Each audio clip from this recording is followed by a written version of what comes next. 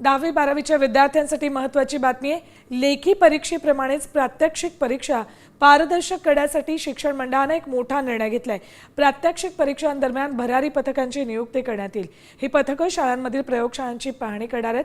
प्रयोगशाळांची छायाचित्र, विद्यार्थ्यांचे जर्नल तसंच विद्यार्थी प्रयोग करतानाचे फोटो भरारी पथकाकडून मंडळाकडे पाठवले जाणार आहेत. प्रात्यक्षिक परीक्षांसाठी प्रथमच भरारी पथकं तैनात केली आहेत. विद्यार्थी प्रयोग करतानाचे फोटो घेतले जातील.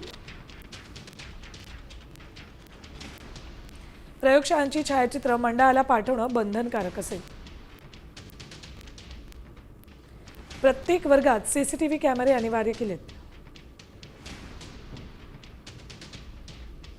परीक्षेदरम्यान शाळेच्या परिसरावर ड्रोनची नजर असेल.